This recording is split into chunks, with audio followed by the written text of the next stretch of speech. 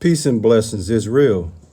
First and foremost, I want to take this time and give all praises, glory, and honor to Yahweh through his only begotten Son, Yahweh Shai, for allowing this word to come out.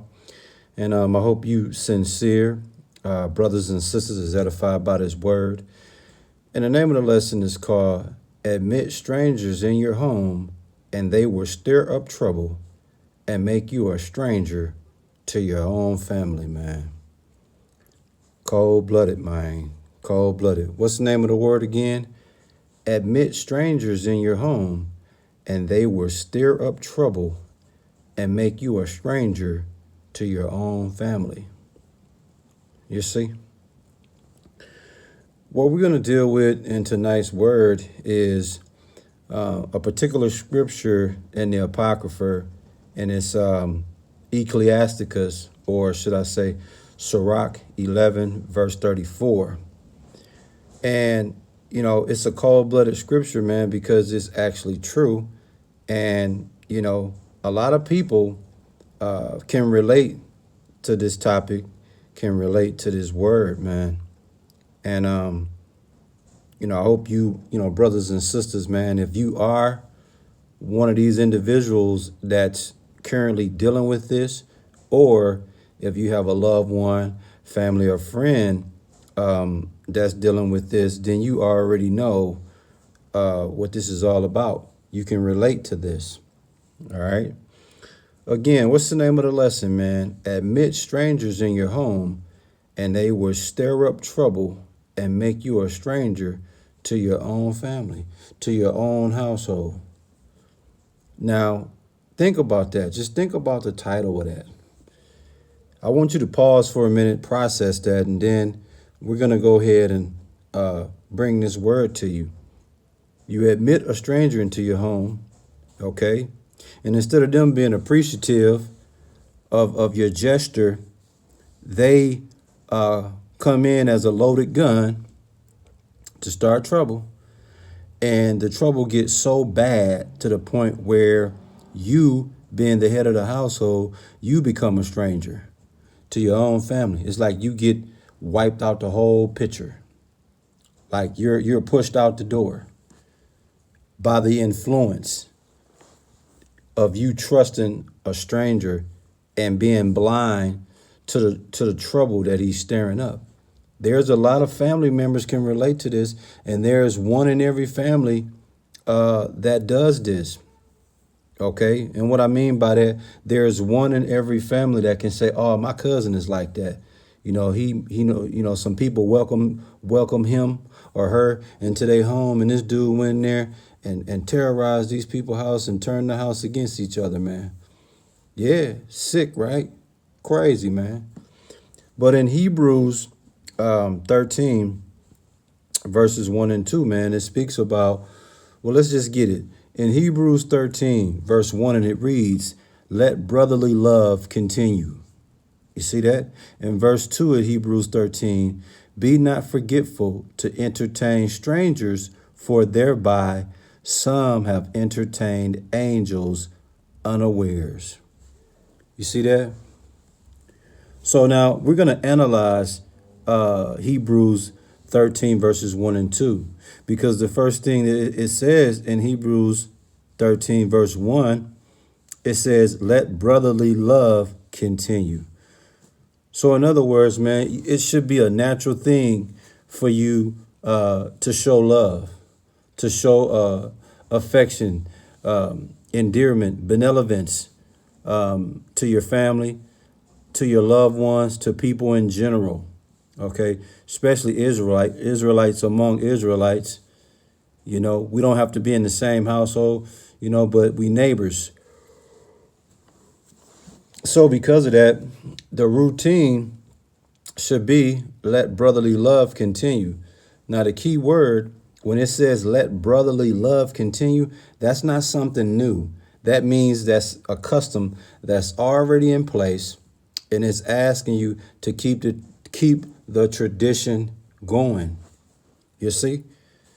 In verse 2, it says, "Be not forgetful to entertain strangers, for thereby some have entertained angels unaware. So, in other words, man, be mindful and don't forget to entertain strangers as well.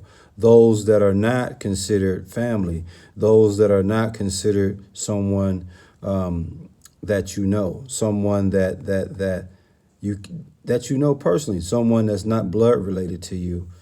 You know, you have homeless people, you have people that you come across in life, and for whatever reason, just like, people give strangers a ride. Some people let strangers move in, It's weird, but, they do that. So with your brotherly love, it states, be not forgetful to entertain strangers. Why? It says, for thereby some have entertained angels unawares. So some of these strangers, man, be careful. They'll mess around and be an unaware angel. You'll be unaware that, they're an angel. So you can't be forgetful to entertain strangers, for thereby some have entertained angels unawares. Just like I said, you see people that'll give strangers a ride, and then you have some people that'll let strangers move in your home for whatever reason for a couple days. They fell on hard times, and you might have a guest room, or you might have a guest house in the back, and you might let that person stay there a couple days until they transition to the next move. That person would be considered a stranger, especially if it's not blood related. So you got people that'll do that. So the thing is, there's detriment, there's danger to that, and we're going to get into that in Sirach 11, verse 34. And it reads, receive a stranger into thy house, and he will disturb thee and turn thee out of thy own. You see that? That's cold-blooded, man. It says, receive a stranger into thy house, and he will disturb thee and turn thee out of thy own. Out of thy own what? Out of thy own house, man. So in other words, when it says receive, it's saying accept and welcome with open arms. Okay? Who? A stranger, someone that's an outsider, someone that's unknown. A non-Israelite would be considered a stranger. Someone that's not blood related to you will be considered a stranger. Someone you're not familiar with will be considered a stranger. It says, receive a stranger into thy house, into thy residence, to thy dwelling place, to thy living quarters that's designated for you and your household, your place of peace. It says, receive a stranger into thy house, and he will disturb thee. He will interrupt. He will interfere. He will make a mess of. He will cause disorder with the quiet, with the rest, with the peace, with the love, with the harmony. Okay? It says, receive a stranger into thy house, and he will disturb thee and turn thee out of thy own home. You see that? That's cold-blooded, man. That's cold-blooded. What's the name of the word?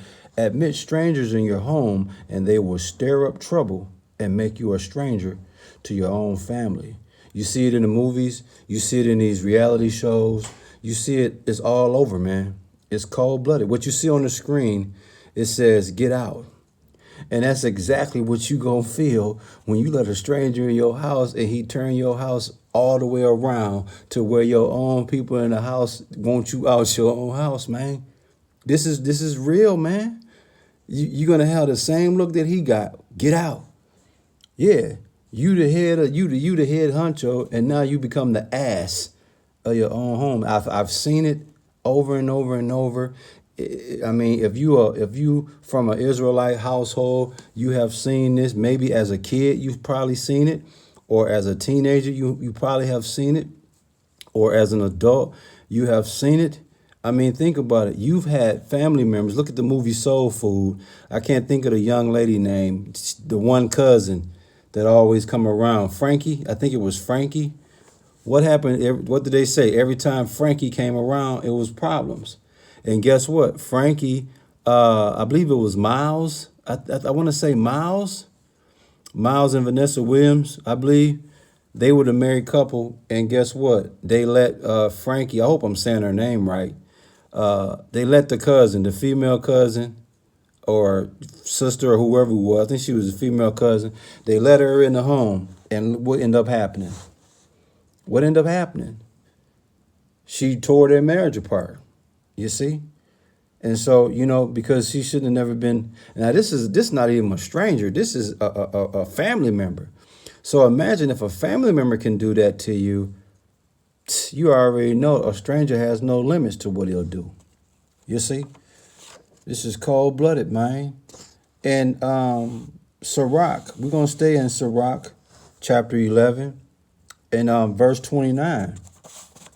And it reads, it says, bring not every man into thy house, for the deceitful man have many trains. You see that? You see that? Bring not, that's why it tells you, bring not every man in thy house, let alone a stranger. It says, bring not every man in thy house, for the deceitful man have many trains. For the deceitful man is clever, and he'll make a fool out of you. Okay? Not only that, a deceitful man comes with a lot of tricks. Okay? A deceitful man that comes in your house is going to set traps. He's very cunning and crafty. You dig? Yeah, man. Cold-blooded, man. Yeah. So, again, you admit a stranger into your home, they're going to stir up trouble and make you a stranger to your own family, man. To where your family going to tell you, get out. The stranger going to become the head. You going to become the ass all the way out the door, man. Cold-blooded, man. That's why in John 7, verse 53, it tells you, and every man went unto his own house. You see that? So every man went into his own house. So you don't let another man in your house. Most importantly, you don't admit a stranger in your home, because even though you're trying to show brotherly love, according to Hebrews 13:1, even though you not being forgetful to entertain a stranger, because some could be angels unaware, but at the same time, what if they not? What if they not an angel unaware? Your ass in trouble, man. So allow every man to go into his own house, man. I mean, that's really the nuts and bolts of this thing, man. And we're going to close it out in Proverbs 22 and verse 10, man. This is what happens, man, when you bring a stranger in your house, man. When you receive a stranger in your house, and when he disturb you and then turn you out of your own house, this is why. Because a stranger, this is part of their DNA. In Proverbs 22:10, it says, cast out the scorner, and contention shall go out. Yea, strife and reproach shall cease. You see that? So when you receive a stranger into your house, man, guess what? You're lighting a fire to contention. You're opening the door for contention. You're opening the door for strife and reproach. You understand what I'm saying? Yeah. Yeah, you're asking for your place of peace to be a shithole. You see? Because a stranger, he does not have no loyalty to you. He's not coming there in open arms. He's coming there with his hands up, ready to fight. But he's not going to show you that. Internally, he's going to show you with his hands down, with open arms, embracing you to allow him to be in your place. But mentally and emotionally, he got his hands up. So what am I saying, man? According to Proverbs 22:10, when it comes to a stranger, man, you got to remove that mocker. You got to remove that person, because when you do, conflicts will disappear, man. It says, cast out the scorner, and contention shall go out. Yea, strife and reproach shall cease. So if you want to keep your house in that kind of condition, then don't allow a stranger to come in there, man. You don't know this person. It's a reason why they are a stranger. Okay? It's a reason why they're outsider. It's a reason why they're someone unknown. It's a reason why they not blood related. It's a reason why it's someone you're not familiar with. They understand that. So because you don't know who they are, you don't know what your intentions is, you don't know what their motives is, man, your ass is in trouble, man. I'm telling you, man. Admit strangers in your home and they will stir up trouble and make you a stranger. Make you a unknown in your own stand me to where they want your ass out, man. You gonna come home and it's gonna be a picture on the door with your face on it like it is on the screen with the message, get out. Yeah, you gonna have a message from the members of your own house telling you to get your ass up out of there. And the stranger that you admitted in your house gonna be right there with them, ushering your ass out of there, man. I'm telling you, cold-blooded, man. I hope you sincere. Brothers and sisters was edified by this word. We give all praises, glory, and honor to Yahweh through his only begotten son, Yahushua, for allowing this word to come out, man. Shalom.